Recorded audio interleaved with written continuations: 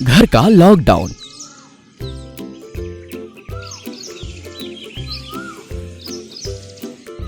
रामनगर में संतोष नाम का एक आदमी रहता था जो हमेशा अपनी मन की करता एवं कोई भी अहम से अहम बातों को सीरियस में नहीं लेता और सभी बातों को मजाक में उड़ा देता। लेकिन एक दिन उसकी यह आदत उस पर भारी पड़ गया। एक दिन संतोष घर में बैठकर न्यूज़ देख रहा था, तभी हमारे देश में एक बहुत बड़ी संकट आन पड़ी है। हमारे देश में एक जानलेवा वायरस आ गया है। आप सभी देशवासियों से अनुरोध है कि घरों से बाहर ना निकले। आज रात देश में 12 बजे से लॉकडाउन चालू होने वाला है। आप सभी को घर में ही रहना है, कहीं भी बाहर ना निकले और जितना हो सके सोशल डिस्टेंसिंग का पालन करे। ये क्या सब बकवास है। ये वायरस कुछ नहीं होता।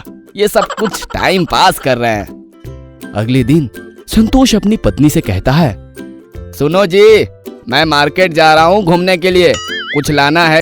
ओ जी, शहर में पूरा लॉकडाउन लगा हुआ है और आप घूमने जा रहे हो। ये सब बकवास है, ये सब कुछ नहीं होगा मुझे। और संतोष मार्केट जाने के लिए घर से निकल जाता है। चौराहे पर कुछ पुलिस वाले खड़े रहते हैं। जैसे ही संतोष पुलिस वाले के पास पहुंचता है, पुलिस वाले उसकी खूब धुनाई करते हैं। लॉकडाउन में घर से बाहर निकला है। संतोष तुरंत वहां से दुम दबाकर भागता है और भागकर घर पहुंचता है।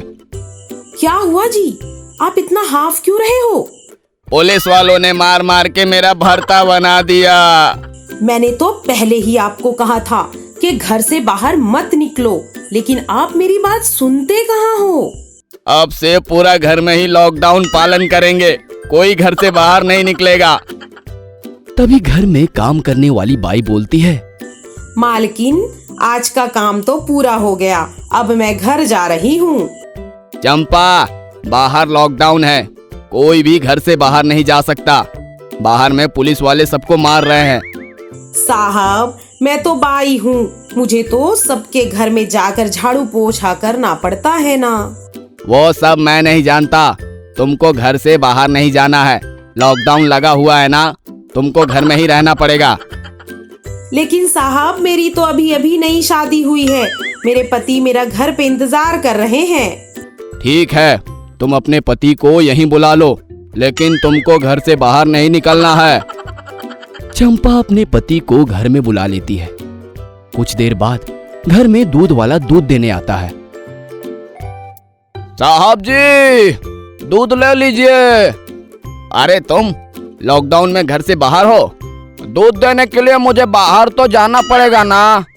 वो मैं कुछ नहीं जानता, तू कल से अपना भैंस लेकर यहाँ आ जा। और ये कहकर संतोष वहां से चला जाता है। दूध वाला सोचता है, लगता है साहब को मेरी भैंस खरीदनी है, इसलिए वो भैंस लाने के लिए बोल रहे थे।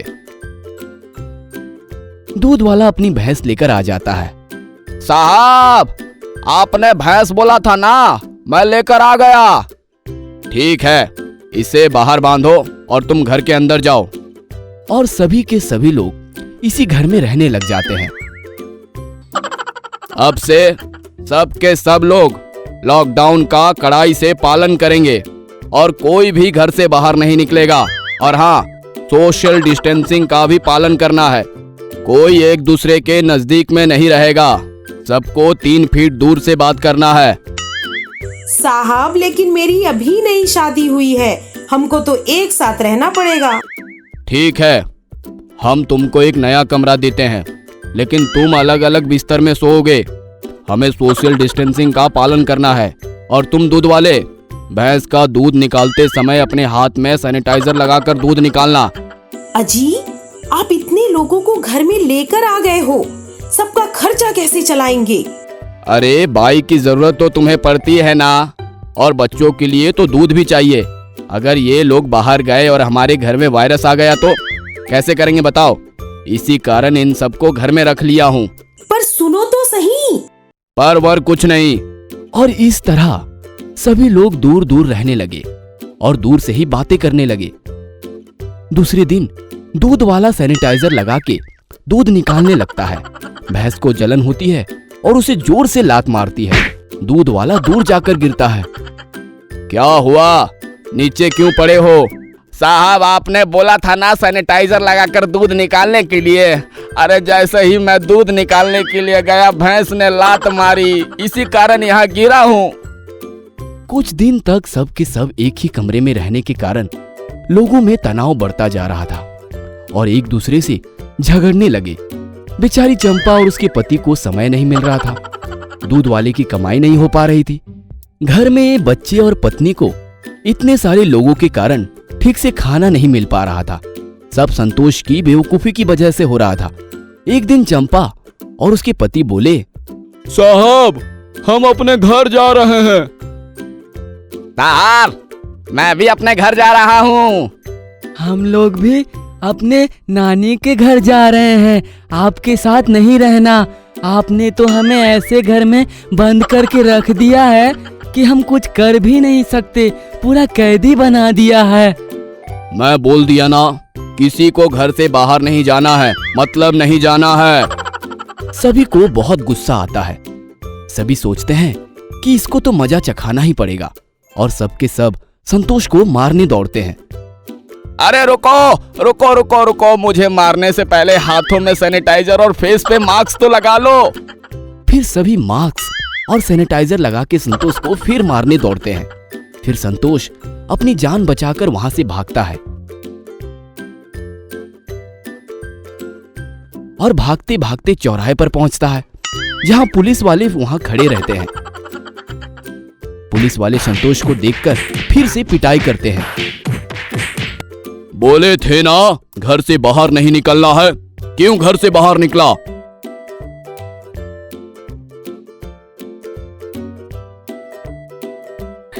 धोबी का कुत्ता हो गया था, ना घर का ना घाट का। घर जाए तो फैमिली वाले मारते हैं और बाहर निकले तो पुलिस वाले मारते हैं। और ये सब उसकी बेवकूफी की वजह से होती है। और आप सभी घर में सुरक्षित रहे और जब बहुत जरूरी हो तभी घर से बाहर जाए। सोफा रिपेयर वाला।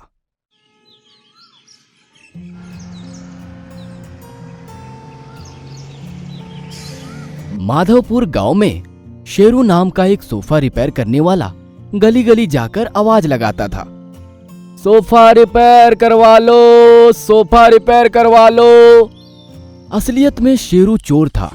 वह सोफा ठीक करने के बहाने लोगों के घर में घुसता और पूरे घर की जांच पड़ताल कर लेता और रात में घर में घुसकर चोरी करता। सोफा रिपेयर करवा लो, सोफा रिपेयर करवा लो।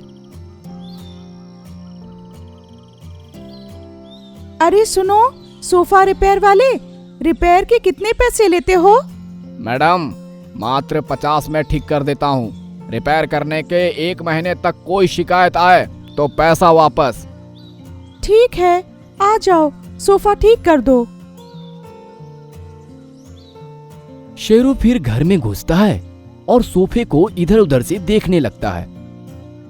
मैडम, जरा 1 गिलास पानी मिल जाएगा? औरत तभी पानी लाने जाती है और शेरू तभी सारे खिड़की, दरवाजे, रोशनदान और घर का पूरा नक्शा देख लेता है। लीजिए भैया पानी। मैडम, आपके सोफे की रुई सूख गई है, नई रुई पड़ेगी। आप कहे तो मैं डाल दूं। शेरू उस समय तो रुई भरकर चला जाता है, पर रात में वापस आता है और रोशनदान से कूदकर घर में घुस जाता है।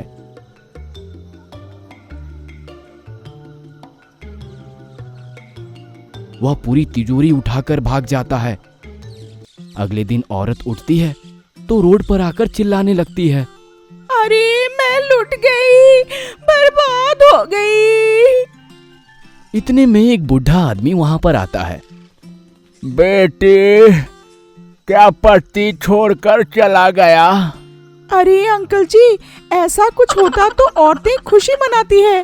तिजोरी चोरी हो गई है, इसलिए चिल्ला रही हूँ। और तभी औरत पुलिस को बुलाती है। इंस्पेक्टर धासू सिंह आता है। धासु सिंह एक नंबर का रिश्वतखोर और बेईमान होता है। मेरा नाम है इंस्पेक्टर धासु सिंह। लाते घुसे मार मार कर चोरों के होश ठिकाने लगाता हूँ। क्या तुम्हारे घर पर कोई आया था? सासू सिंह, मेरा मतलब है धासु सिंह जी। रात में कोई नहीं आया था, लेकिन दिन में एक सोफा रिपेयर करने वाला आया था। आप चिंता मत करिए, हम उस सोफा वाले से पूछताछ करेंगे। इधर शेरू तिजोरी लेकर दूसरे गांव पहुंच चुका होता है। आज तो लगता है बहुत माल मिलेगा। शेरू जब तिजोरी खोलकर देखता है तो तिजोरी खाली होती है। अरे ये क्या, मेरी पूरी मेहनत बेकार चली गई। अब तो तिजोरी घर पर ही चेक करनी पड़ेगी। तभी शेरू देखता है कि तिजोरी में एक लेटर रखा हुआ है। शेरू लेटर को खोलकर पढ़ता है। मेरी प्रिय पत्नी, मैं अब तुमसे प्यार नहीं करता, इसलिए मैं तुम्हें छोड़कर एक दूसरी औरत के साथ जा रहा हूँ। लेकिन मैंने नदी के पास वाले पीपल के पेड़ के नीचे तुम्हारे लिए 1 करोड़ रुपए छोड़ दिए हैं। फावड़े से खोदकर उन रुपयों को निकाल लेना। पूरे 1 करोड़! मजा ही आ गया। शेरू नदी के पास वाले पीपल के पेड़ की तरफ भागता है। तभी रास्ते में उसे इंस्पेक्टर धासु सिंह रोक लेता है। क्यों बे, इतनी तेजी से कहाँ भागे जा रहा है? नाम बता अपना। मेरा नाम शेरू है। अबे, ये कैसा नाम है? लगता है किसी कुत्ते का नाम है। क्या काम करता है? सर, बहुत गरीब आदमी हूँ, सोफा रिपेयर करने का काम करता हूँ साहब। चल मेरे साथ चल। इंस्पेक्टर शेरू को लेकर औरत के घर पहुंचता है। मैडम, क्या यही आदमी आपका सोफा रिपेयर करने आया था? मेरा नाम इंस्पेक्टर धासु सिंह है। क्या तूने ही मैडम की तिजोरी चुराई है? नहीं साहब, मुझे किसी तिजोरी के बारे में नहीं पता। मैडम, क्या आपने अपनी तिजोरी कभी खोलकर देखी थी? नहीं। तो ये भी तो हो सकता है कि तिजोरी खाली हो, और अगर खाली तिजोरी चोरी भी हो गई तो क्या दुख मनाना।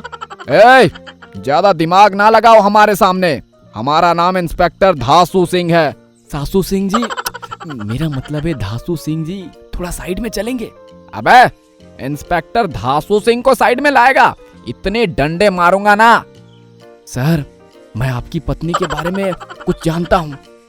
इंस्पेक्टर ये सुनते ही तुरंत शेरू के साथ कोने में चला जाता है।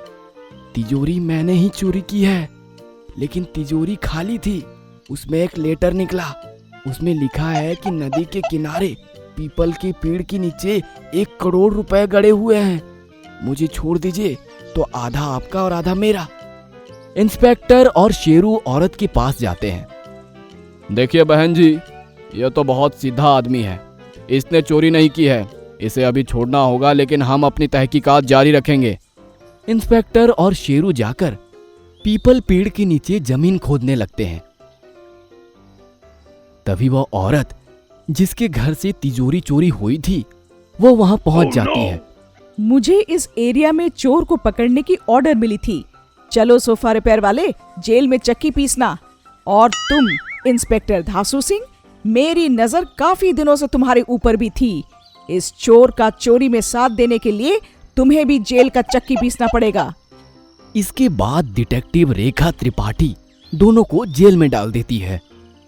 दोस्तों, अगर आपको ये कहानी अच्छी लगी और आप आगे भी इस प्रकार की कहानियां देखना चाहते हैं, तो हमारे इस चैनल को जरूर सब्सक्राइब करें